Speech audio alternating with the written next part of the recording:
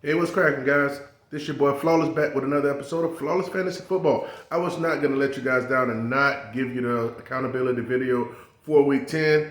Just been pressure cooking this weekend in personal life. But I'm down, did my research, took my notes down. So I'm going to drop it on you guys' head. If it's your first time watching, press like. If you had get any substance from this, check the comment section out. Write a little something down there. Let me know what you think. It's going to be pretty much a lot of stuff that I'm putting here. Probably a lot of energy. But let's move it forward. Thanks for checking me out. Drop this Sunday mornings to maybe give you guys a little something to listen to before the games pop off. Or check out before the games pop off. But here I am. Make sure you press like on the video. Let's get it. All right, we're going to talk about the first game one, right? First League One, Week 10, going postal. This is my work league. It's a standard league. And it's the one I started 5-0 in. Dropped 3 straight. And week 9, I believe I won. Week 9. Yeah, I won week 9. And week 10, I won again. All right. As you can see, I won 89-55. Josh Allen put up 24. Jonathan Taylor put up 24. Tennessee defense gave me 12. Actually, and my opponent had the combination of Alvin Kamara and Nick Chubb.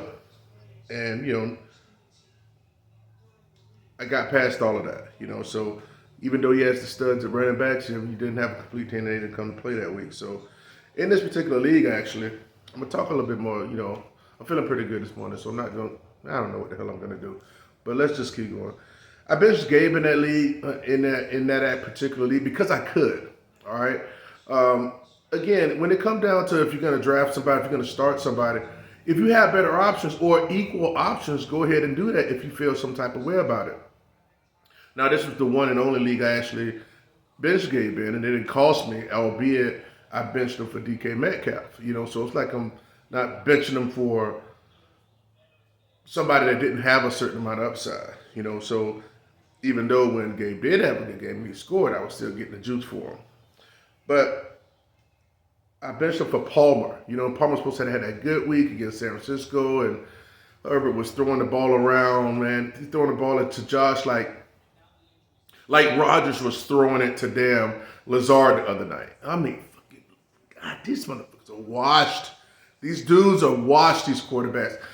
Now, he's not washed, Aaron Rodgers, but he washed up here, man. It's like, dude, Lazard's cutting across and you throw it freaking 5 yards in front of him, but then you're like, oh. But then when Lazard messes up, then you be like, oh, what the hell, man? What are you doing? You're not Deontay Adams. Like, give yourself that same energy. Man, I'm digressing, man. So,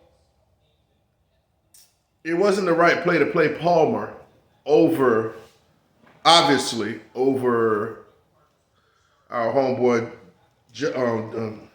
Gabe the other week. But, nevertheless, it still worked out for me because I won 89-55.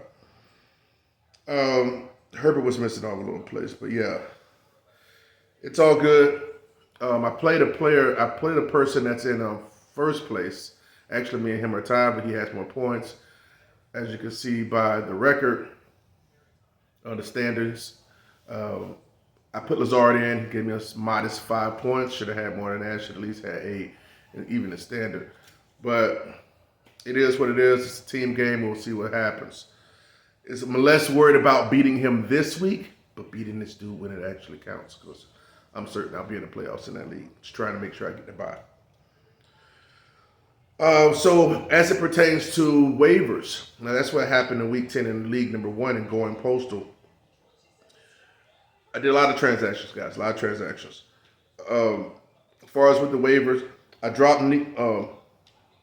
added Nico Collins. Well, but first, though, I ended up dropping Mecole Hardman.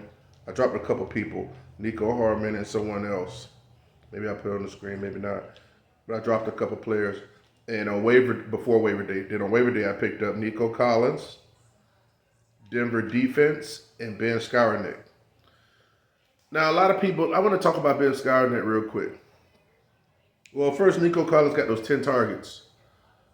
And I just believe he's the future there.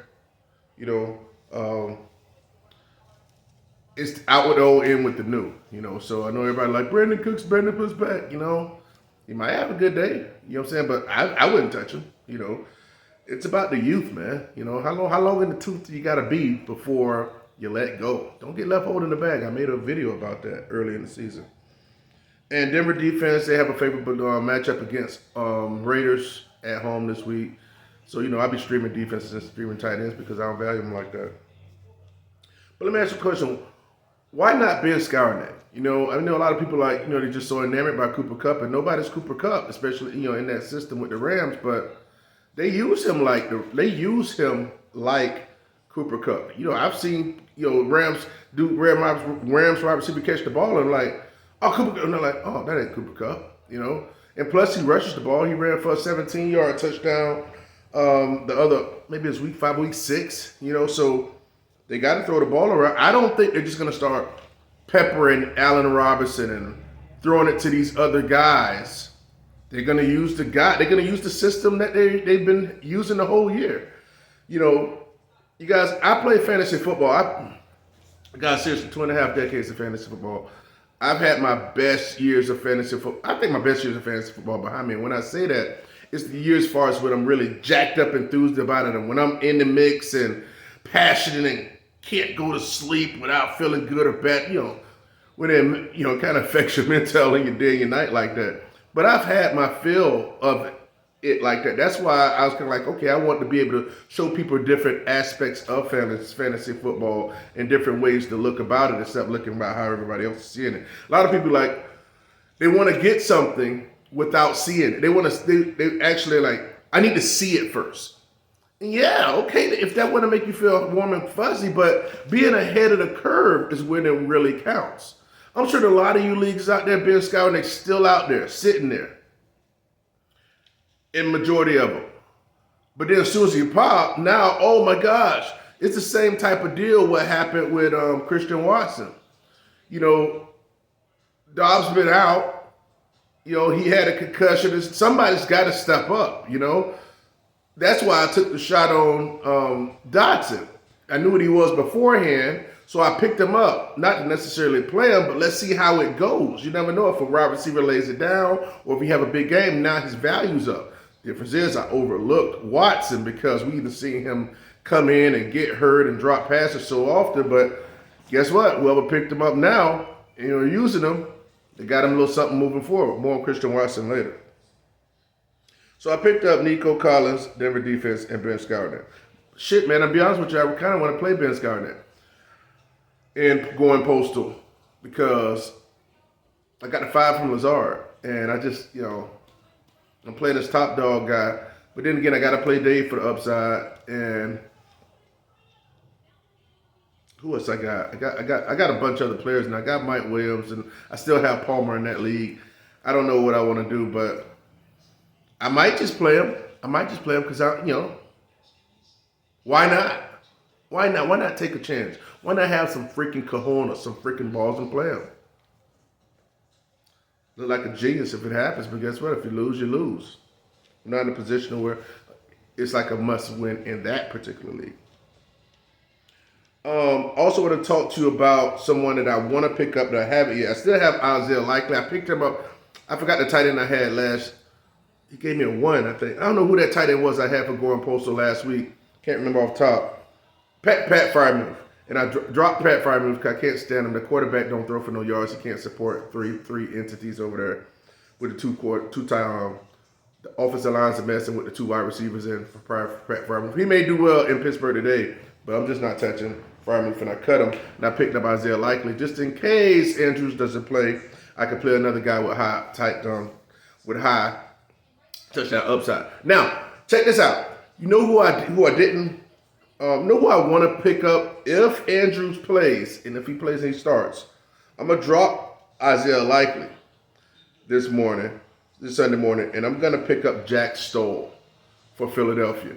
Again, Jack Stoll, yes, he's the backup tight end for Philadelphia Eagles. And a lot of people haven't seen it. He's been on the field, and when old boy got hurt, they actually did throw it to him, but they started throwing more to Quez Watkins and stuff like that. But he's the tight end 1 on the team now with Goddard out.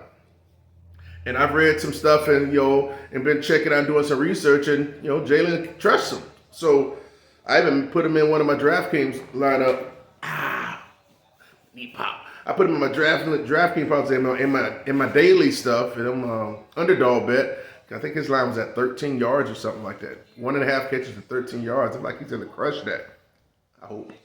So I'm thinking about picking Jack Stoll up. So if Isaiah Likely plays, if Mark Andrews plays, I'm gonna drop Isaiah Likely and pick up Jack Stoll, which is rostered in less than 1% of Yahoo leagues. Here are the standings for, if I haven't showed them already, here's the standings for Going Postal. Your boy's sitting good. Now let me talk about the trade real quick. Let me go on about this trade real quick. Remember I told you guys about the trade I had, right? Well, I gave up DK Metcalf and lead them one before I move on. Going Postal, I traded DK Metcalf because I had like 8-9 receivers on roster, including Mike Williams that was on IR at the time. And I only had Jonathan Taylor, Dameon Pierce, and Alexander Madison, and Deion Jackson as my backups. So basically, I didn't have any backups because Alexander Madison ain't getting no juice unless Dalvin go down, and Deion Jackson was the backup for my Jonathan Taylor. So because I had DK, Lazard, Gabe, Garrett Wilson, Mike Williams, Jahan Dodson, Palmer, and Hartman, and stuff like that. Like, man, that's too many wide receivers, man. So what I did. What you guys got to understand, some people are like, oh, I think you could have got more for DK. Maybe. Maybe not. You don't know who's in my league. And maybe I could have if I'd have tried to finesse and haggle someone for freaking 2 days. But that's not how I roll. I'm going to give you guys a short story. I have so many stories, but one that's really pertains to this, I'm going to let you guys know my mindset and why I really don't care for drafting. I had 2 or 3 teams last year. 3 is precedent, man. I'm not doing 3 next year. I might only have 1, but I really want to have 2, but I might only have 1. We'll get into that in a hot second. But it was back in 2005, 2004, 2006, somewhere up in that area, right? I want to say it was before I won my first championship with Fly Like an Eagle. I can't remember what date. This is a long time ago. I made a trade with Holly Hill Roofers, a good buddy Steve of mine, and we were at it was a work league. 10 of the 12 people that were in it were actually at my job. So what happened was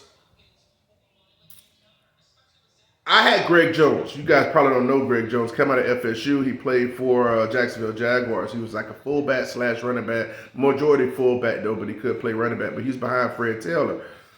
Well, I think Fred Taylor had got nicked up or something had happened, or whoever he's running behind at the time.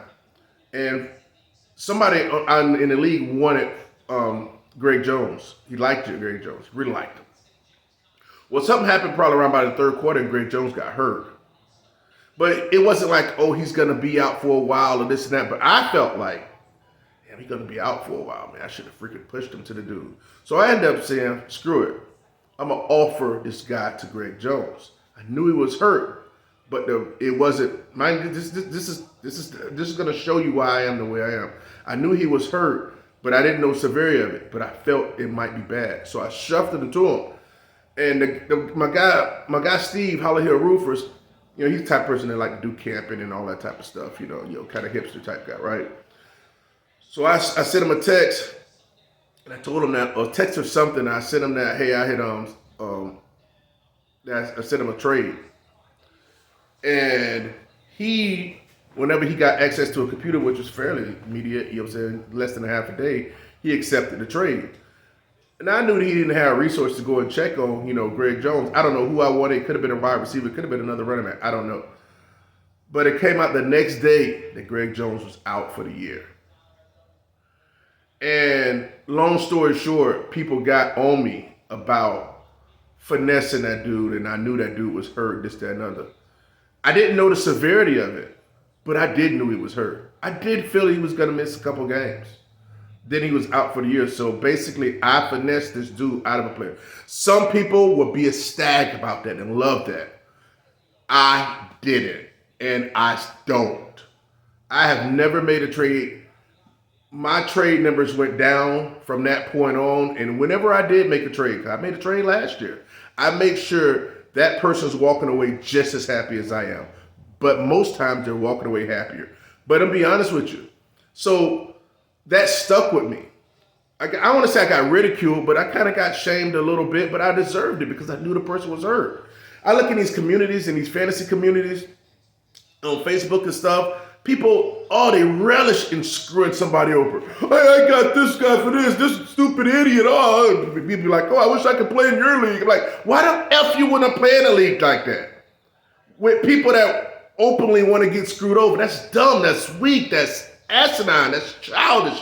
To me, I want to play in a competitive league, a wholesome league, a league where there's out in effect buddying going on. I'll get into that in a hot second. But now, what I'm saying is, y'all get me all hyped up and shit. But see, the actual deal is, that sat with me. So I'm not in the business of trying to say, let me go through the top 10 running backs and see if I can get DK for one of them. I didn't want those fucking guys. Okay? I don't have to haggle no one. This is no haggle trading with Sir Flawless. I wanted the guy I wanted. If that guy would have said no for DK, I got other wide receivers on that team I want to play. Like I said, I want to be getting Garrett Wilson in the lineup. I want to get people in the lineup, whatever. But the thing is, this is no haggling. I don't want to haggle. I don't want to finesse.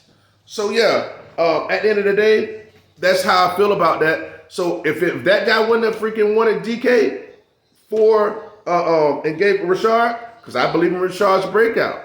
What you guys didn't understand before that time, I've been trying to wait for that dude to drop Rashard, but he wouldn't drop him. Not just because Rashard had 22 carries. He got nicked up. Rashard started the game. So what I had to tell you, you have to see these little trinkles, little droplets, to be like, okay, this is the ascension. How long you guys think Leonard Fournette's going to freaking stick around? It's about the freaking future, guys, and you'll see that coming, not just with Rashard and with other people that's coming up. Out with the old and with the new. So you have to take chances, calculated risk. And that's what I did. If this guy would have said no, I'd have went to the Pacheco owner and freaking, hey, DK for Pacheco. He would have clicked it. So it's not about you guys feeling whole about my trade. It's about me feeling whole with my trade, right? Some of you guys have did trades and let me know. I'm like, okay, I can see it. I don't think it's too much. It's lateral, all right? It ain't about how I feel, it's about how you feel. As long as you're happy, I'm happy. See how that works? So, yeah, both of the guys were off, DK and Rashard, so it really didn't matter. I wasn't going to use him and he wasn't going to use him. So that's my thing. That's my backdrop on how I feel about trades, and I don't like finessing people. So I'll give up what appears to look like a better thing because he snap accepted. Good. That's what I like. Snap accepted. I'm not losing nothing. I got plenty of wide receivers. DK in this standard league, he scored in a freaking late first quarter last week. Well, when I went to the Jazz game, he scored a touchdown, like a 7-yard touchdown pass or something. It still gave me 9 points. Dude. I'm not saying DK is impossible for giving the max games, but that doesn't mean it's always going to happen. Let's move forward. Did a lot of ranting. Did too much ranting. Let's go to league number 2.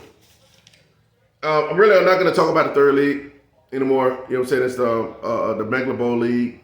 Currently in 9th place in that one. I'm only want to concentrate on the leagues that actually know people that actually have prize money and all that type of stuff. So did lose in that one last week. I think I'm at 8th or 9th or something like that. But I don't know. Just it's not I'm putting a lot of energy into that league. I just want to focus on the 92. All right. Sky's the limit. I lost 88 to 98 in that league. Robert Tonyan and Kenneth Gainwell both gave me ones. Tonyan gave me 1.3. Gainwell gave me 1.8. Both of them got the cut for their transgressions. And I did have Rachaad White in that league. Been had him for a hot minute. I could have put him in and I could have won. But to be totally honest with you, he wasn't in the plans for me to play. So I'm not going to beat myself up about that. Currently in the standings, I'm 4 and 6 in 9th place, and it's pretty tight. You know what I'm saying? That's what I got to do is be in the sixth position. But I wanted to go off.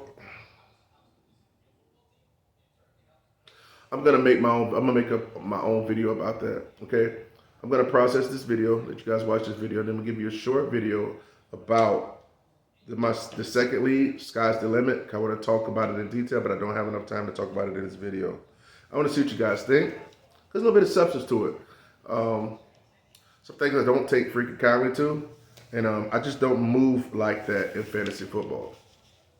So again, if I am actually, so last week I did go 1-3, including the other league, but okay, outside 1 and 2, I did include the Megalo Bowl league, but I'm not talking about that one anymore. So I did, essentially I went 1-1 in my main leagues that I actually knows and / have, can you actually win first place instead of, out of playing in Megalo, it's 20,000 people.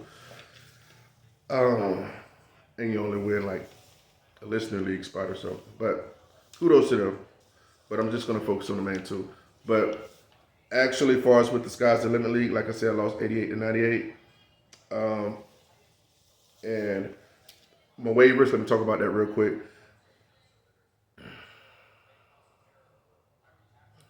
I dropped Robert Tonyan and Gainwell, and I picked up the tight end Josh Johnson.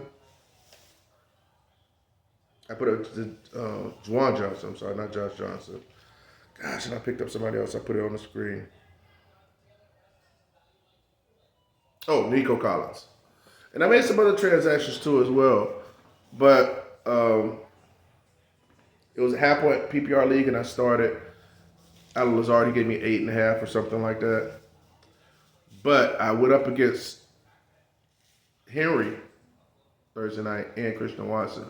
But there's a backstory to that Christian Watson that I want you to check out. So after this video, please check out my next video. You'll be able to watch it, and it's going to be pretty precise. Won't be long. I want to see what you guys think about this. Am I overreacting or what?